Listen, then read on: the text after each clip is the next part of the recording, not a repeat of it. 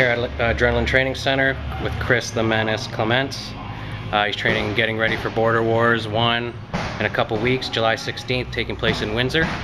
Chris, how you doing? I'm doing excellent. Good. Just had a few questions for you. I want to thank you for taking the time. A couple weeks out, where are you in your training? You know, the obvious question. How you feeling heading into the fight?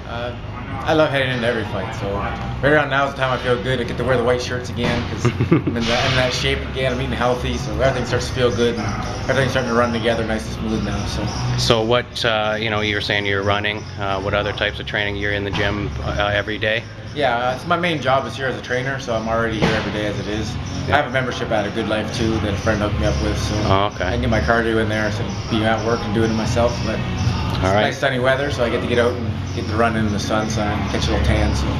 Cool. This fight coming up, you're fighting basically an Albertan champion. I think his name is Travis Briere. Yeah. I believe. You yourself are considered somewhat of a Quebec champion. But I want to ask you about this event being in Ontario. I think it's the first one you're fighting in Ontario. I wanted to talk to you about how you feel about that, representing Ontario finally.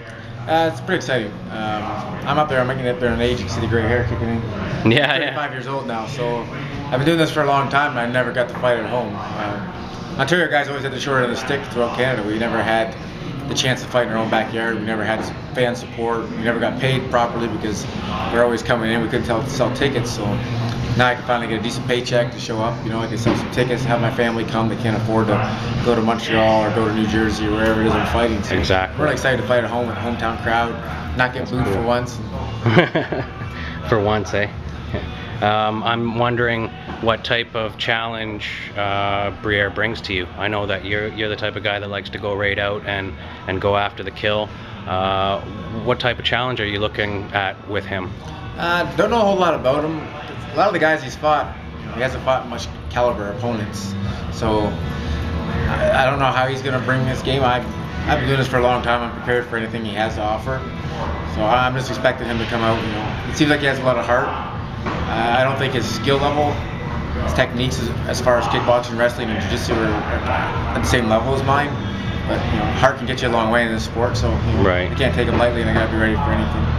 Well, and all you're talking about opponents. I know that you have some very tough opponents on your resume.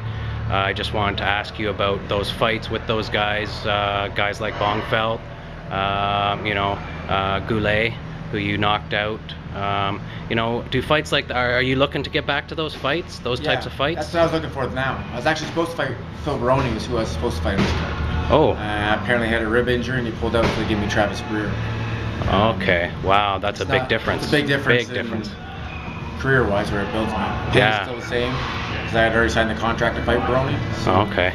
Briere was more of a fill-in. I think Briere, they were trying to get Briere to fight McGrath. Okay. So he was already kind of I didn't hear about Baroni at all, but yeah. Oh, that would have been good too. But I'm looking forward to it anyway. I've always fought tough opponents. I had like 3 fights in TKO, and then bang, I was like IFL fighting guy. My very first fight, actually, the guy I fought was 13-1. Oh, okay. So you're used to it. Yeah. And I know that you're following your own. Well, I don't know if you do or not, but I'm assuming that you're following your own camp. You know, your camp and your school in particular is kind of on a run right now with Hominick, with you know, I was out there in Vancouver for Sam Stout's knockout, and I'm looking forward to Chris Hordecki's fight coming up too. Do you feel that as a fighter, like those guys representing throughout the world, or is that something that you're just, you know? No, it's hard to say here. Mark, Sam, and Chris all get the advantage of making way more money than I do, so they get the advantage of taking off and going down to Las Vegas and training with Sean. Right. My job is here teaching people. If I don't teach people, I can't pay my mortgage. Right. I can't pay my rent, my car. It's a little difference there, yeah. If I leave, I don't get paid the same as they do. So they get to leave and go to Las Vegas for a full training camp, where I have to stay here and work. Right. So it's a little bit different. Yeah, it's a lot different. I have to kind of run my own training, and I have a lot of guys help me out. I have Rowan Cunningham help me with my jiu-jitsu, and James Hort. I got my strength and conditioning coach, Brian Fletcher. A lot of people don't know who he is, but he's been working with Mark Hominick now for well over a year. Oh, okay. And it's kind of the reason why I'm in the good shape as I'm in. I got Leo Loutz, He's a world champion kickboxer. Oh, okay. He really helped me with my striking, get me back to the basics, and working on my speed. I know you mentioned James. Is he looking to get back in the ring after his fight here in James London? is another one of those guys, an Ontario guy, who's walks around at 140 pounds and had to fight at 155 to start. Okay, yeah. So his record doesn't display how good he is. And then his last fight, he only got 2 days notice, and he hasn't even done an MMA round in months. All he does is do his jiu-jitsu, and he gets an MMA fight, and all of a sudden he was like, he kind of froze. He wasn't ready. Yeah, okay. His talent, his record doesn't show his talent. Well, that's cool. Well, that's all today, Chris. Again, thanks for your time. Looking forward to the fight. Going to be right there, and you know, looking for. Actually, I want to ask you, how do you see it going down? Like, what are you gonna knock out every time I fight? Yeah. I tell my students we're teaching how to move which way, and I tell them this is the hospital and this one's the Hearst. So one of them's gonna get you first. Nice. Okay, thank you very much. Yeah.